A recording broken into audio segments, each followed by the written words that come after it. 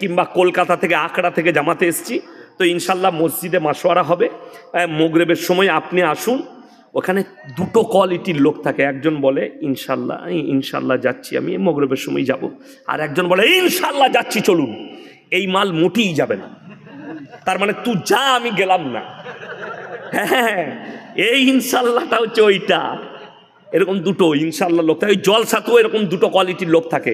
একজন মনে মনে চিন্তা করে ইনশাল্লাহ কাল থেকে নামাজ পড়বো, মৌলী সাহেব যখন বলছে, আর একজন জোরেছে বলে, সে এই জন্যে বলে যে তুই খালি বলে চলে যা, কাল থেকে যা করার আমি তো করবই।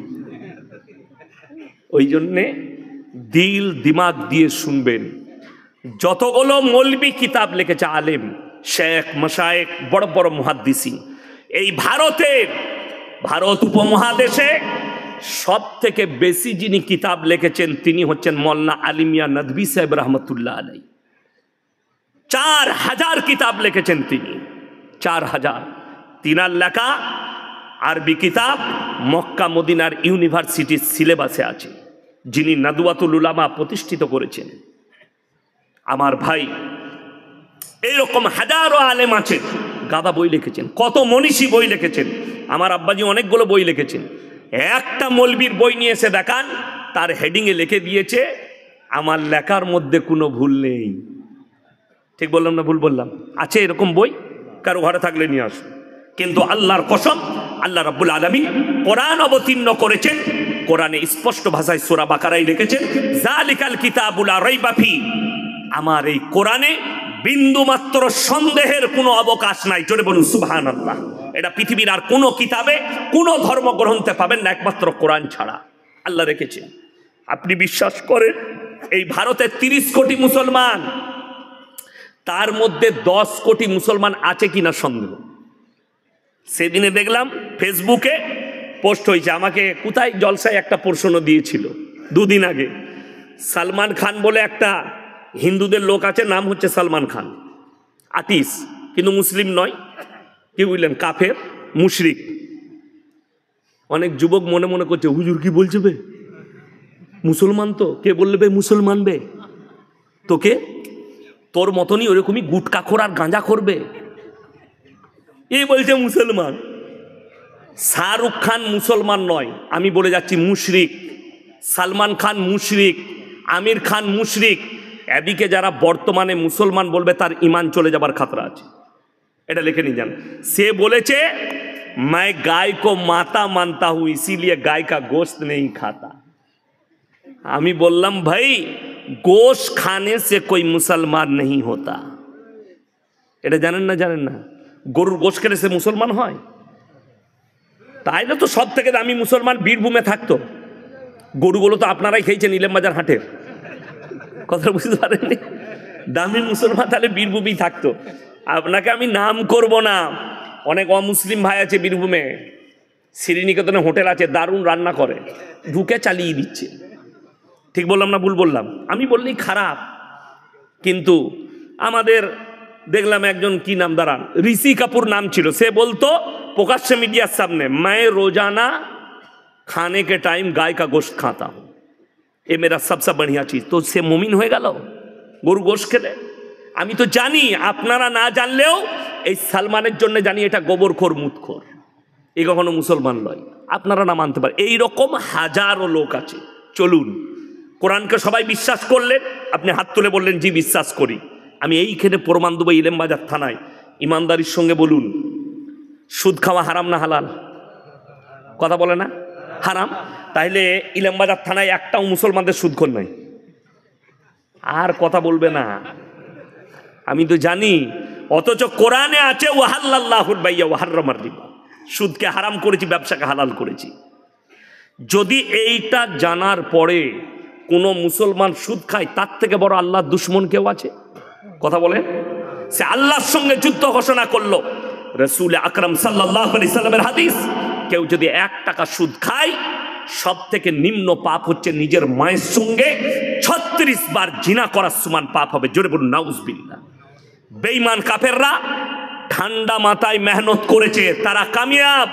আমরা এত জলসা করে দাওয়াত, তাবলীগ, মাদ্রাসা, মসজিদ, তারপরও আমরা কামিয়াবি লাভ করতে পারি না। আপনি মারামারি করতে লেগেছেন, তারা কামিয়াব হয়ে বেরিয়ে গেছে। তারা প্রত্যেক ঘরে ঘরে সুদ ঢুকিয়েছে। যদি বলেন কি করে, আপনাদের এখানে আশা করি নাই, আমাদের বর্ধমানের দিকে আছে বন্ধন লোন আর গ্রুপ লোন, আপনাদের এখানে নাই? আছে? ও আবার না থাকে, ওটা তো থাকতেই হবে, খালাদের ভালো লাইন ওইটা, কি বুঝলেন? তবে মায়েদের একটা লাভ হয়েছে, আব্দুল হাফিজ ভাই এরা জানে না, ওবায়দুল্লাহ ভাইরা, একটা লাভ হয়েছে কি বলুন তো, 10টা করে মেয়ে গ্রুপ করেছে লোন করার লেগে, তাদের মধ্যে একজন হেড হয়েছে, আর 9টা মেয়ে তাকে ম্যাডাম বলে ডাকাচ্ছে, মনে করে বিরাট ব্যাপার, এমনি ম্যাডাম হতে পারি নাই, সুদ খাবার ম্যাডাম হয়েছে। এরপর আপনারা অনেকজনা গালি দেবেন পেছন থেকে, তারা মনে মনে করবেন শালা এই মৌলবীরা খাওয়াবে যে এরা বলছে গ্রুপ লোন নিতে পাবি না। বাস্তব কথা বলেছেন, সব থেকে কম বেতন আলেমদের, ইমামদের, ঠিক বললাম না ভুল বললাম? সব থেকে কম বেতন কার? ইমামদের। আচ্ছা আপনি বলুন তো, এখানে কাছের মানুষ আপনাদের গ্রামের সন্তান আব্দুল হাফিজ ভাই আছে, উবাইদুল্লাহ ভাই কাছে, আপনার বাড়ি কোথায়? এই গ্রামই। আচ্ছা এদের বউরা সব কাপড় গুঁজে গ্রুপ লোন করতে যায় তো? কথা বলে না? প্রয়োজন পড়ে না। আমার আব্বার মাদ্রাসায় আমার বেতন হচ্ছে 11,000 টাকা। আমি চ্যালেঞ্জ ছুড়ে বলে গেলাম, গলসি আপনার কাছে, পানাগড় আপনার কাছে, পানাগড় থেকে 17 কিলোমিটার আমার বাড়ি। সবাই মোবাইলে যেমন আপনারা চিনেন, আমাকে সবাই চিনে। বর্ধমান টাউন থেকে গলসি বাজার পর্যন্ত একটা দোকানি যদি বলতে পারে ইয়াসিন সাহেবের স্ত্রী বোরকা পরে এসে একটা রুমাল কিনেছে, আমি আর সমাজের বুকে কোনোদিন কথা বলবো না, এটা আল্লাহর কসম খেয়ে এই জমিনে বলে গেলাম। চ্যালেঞ্জ এটা, আপনি প্রমাণ করিয়ে দিতে পারলে আমি সেই দিন থেকে সমাজের বুকে স্টেজে উঠবো না, আমি তালাক দিয়ে দেবো এই সমাজকে। আর আমি মাইকের সামনে আসবো না, এই মিডিয়ার সামনে আসবো না, আমি লুকিয়ে যাব, মাদ্রাসায় পড়াবো, ব্যবসা করে খাবো। চ্যালেঞ্জ দিলাম। অথচ বড় কষ্ট লাগে যদি বলেন ইমামের বরকত কি করে? রাসূল আকরাম সাল্লাল্লাহু আলাইহি সাল্লামের হাদিস, আল্লাহর রাস্তায় দিনের পথে যারা থাকবে আল্লাহ মৃত্যুকাল পর্যন্ত ইজ্জতের রুজি দান করবেন। জোরে বলুন সুবহানাল্লাহ। একটা ইমাম 6000 বেতন পায়, আর আপনি খালি এইখান থেকে জালালনগর থেকে ইলেমবাজার টোটো চালাচ্ছেন, সারা দিনে 700 টাকা রোজগার করছেন, 3-7 21,000, তারপরও আপনার বউকে বরকত নেই, রাস্তায় বার করেছেন গ্রুপ লোন নিয়ে আই। তার মানে জানতে হবে তোমার কাছে দিন না থাকার কারণে, আল্লাহর রাস্তায় না থাকার কারণে তোমার টাকার মধ্যে বরকত নাই। অবাক লাগে মুসলমান সুদকে কি করে হালাল করে নিল। আপনারা বলুন মদ হারাম না হালাল? কথা বলে না? হারাম, স্পর্শ করা হারাম। আর আপনাকে দেখিয়ে দেবো এই ইলেমবাজার থানায় মুসলমান হারামখোর মদও খাচ্ছে, মদ বিক্রিও করছে। চলুন আপনি হাই রোডের উপরে হোটেলে, আপনাকে দেখিয়ে দেবো। ঠিক বললাম না ভুল বললাম? আপনি চাপুন ইলেমবাজার থেকে সিউড়ির দিকে, আমি কয়েকটা হোটেল মুসলিমদের দেখিয়ে দেবো, হারামখোর রাতের বেলায় চোখ লাল করে বসে আছে, মানে 1 বোতল চালাইছে আর 15 বোতল বেচছে। হ্যাঁ, এইটা কত কষ্টের, আপনি অবাক হবেন। এই রোডে চাপুন, এটা 34 নম্বর জাতীয় সড়কে গিয়ে ঠেকছে, এটা হচ্ছে 60 নম্বর জাতীয় সড়ক 60, পানাগড় টু মোরগ্রাম। এই রোডে চাপবেন, আপনি চলে যান মোরগ্রামে উঠে ডাইনে ভেঙে যাবেন, বাঁয়ে মালদা, ডাইনে বহরমপুর। আপনি ওখান থেকে 17 কিলোমিটার যাবেন, পলসন্ডার মোড়, ওই মোড়ের কাছে একটা হোটেল আছে পাপ্পুদা ধাবা, হিন্দুদের পাঞ্জাবিদের হোটেল, মাথায় পাগড়ি মুখে দাড়ি। হোটেলে 3টে বোর্ড লাগানো আছে, 3টেই মুসলমানদের ইমান বাঁচানো। নাম্বার 1 মদ বিক্রি নিষেধ, নাম্বার 2 মদ পান করা নিষেধ, নাম্বার 3 নো স্মোকিং, ধূমপান নিষেধ। তারা জানে আমরা যেখানটায় ব্যবসা করছি 70% মুসলমান, অর্থাৎ মুসলমানের জন্য মদ স্পর্শ করা হারাম, যার কারণে আমাদের মদ বিক্রি চলবে না। তার হোটেলে ভিড়। আমি রাত্রে দাঁড়াই, কালকেই রাত্রে আমি জলসা করব ডোমকলে, তারপরের জলসা আমার একবারই কিষানগঞ্জের কাছে, আমি রাত্রি মালদা চলে যাব। ওর হোটেলে দাঁড়িয়ে আমি কফি খাই, চা খাই। জানেন আলেমদিকে কত শ্রদ্ধা করে, একটা দাড়িওয়ালা মুসলিমকে কতটা শ্রদ্ধা করে। কাগজের গিলাসে জল দেয়, ভাঁড়েতে চা দেয়। কি বলে জানেন? अरे आप लोग मौलवी लोग तो बड़ा पवित्र होते हैं, आप लोग हराम नहीं खाते, हराम खाने वाले के झूठा भी नहीं खाते। তো আপনার ধর্মের প্রতি কতটা রিসপেক্ট আছে তার, অথচ আপনি মুসলিম, আপনি জানেন হারাম, তারপরেও হারাম খাচ্ছেন। আমার বন্ধুগণ, আমার ভাই, আমি অনুরোধ করে বলে যাচ্ছি, হারামটাকে ত্যাগ করুন, হালাল ধরুন। এই আলেম দিকে আল্লাহ ইজ্জত এমনি দেয়নি। আমরা ব্যবসা করতে পারি না, এই মসজিদের ইমামরা ব্যবসা করতে পারে না, কিন্তু তোমার মতো চিটিংবাজি করতে পারবে না বলে ব্যবসা করে না। আপনি আপনাদের ইলেম বাজারে হাট আছে, এক একটা পাইকারকে দেখবেন এত বড় আল্লাহর অলি, কি বুঝলেন, বলে গরুটা 28,000 টাকা দাম। না গো, ওটা 22-এ হবে না। হারামখোর সে কঞ্চিটা নিয়ে গেছে, কঞ্চি করে মসজিদ দেখে দিয়ে বলছে মসজিদে দাঁড়িয়ে বলছি। কত বড় হারামখোর, মিথ্যাবাদী। হ্যাঁ, আমাদের খেতুরে হাটে দেখেছি। ঠিক বললাম না ভুল বললাম?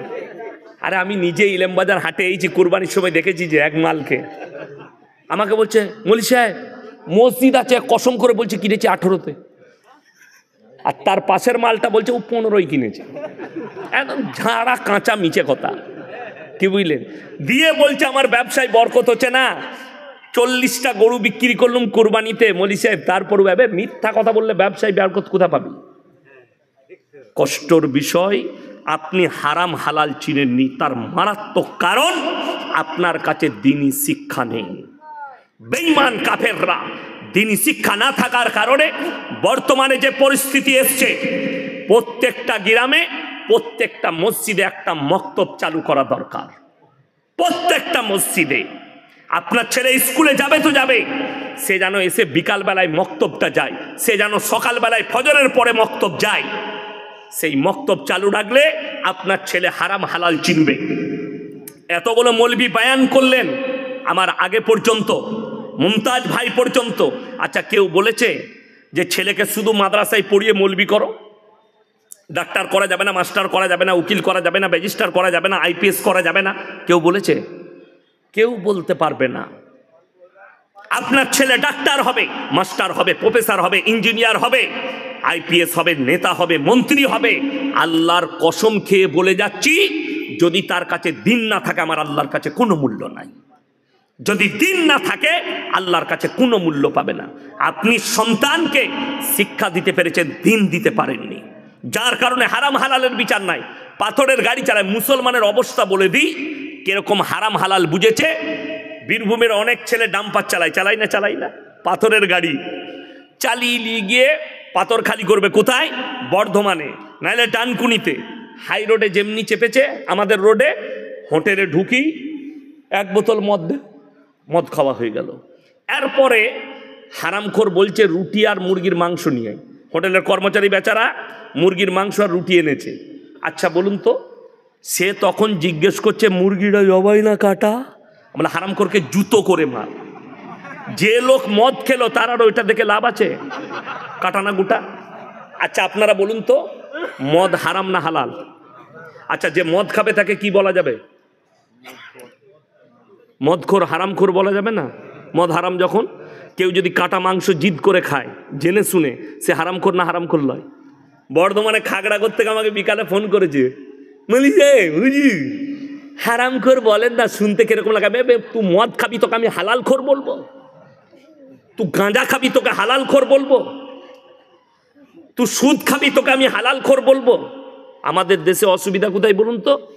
মদ খেয়ে যদি মসজিদ ঢুকে গায়ের লোক বিচার ডাকবে, গাঁজা খেয়ে মসজিদ ঢুকে গেলে বিচার ডাকবে, কিন্তু সুদ খেয়ে যদি কেউ মসজিদে ঢুকে কোনো অসুবিধা নাই, ফার্স্ট কাতারে নামাজ পড়তে পারবে, খালি হাতটা লাগিয়ে লিয়া। ওরে বাবরে, ফ্যান্টুসিয়া। হ্যাঁ, দারুণ লোক। আবার ওদের যদি ওই সুদ খেয়ে টাকা হয়ে যায়, সে আবার তখন বড় বড় ফতোয়া দেয়, দিয়ে সে চিন্তা করে সালা আমাকে মতওয়াল্লি করে দেয়।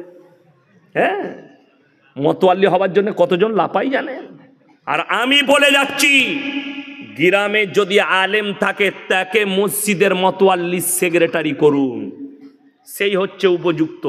তার টাকা থাক আর না থাক, সে আলেম। আমাদের পুরসা মসজিদের সেক্রেটারিকে খোঁজ নিয়ে আসবেন, কে? মোল্লা শওকত আলী মাজাহির।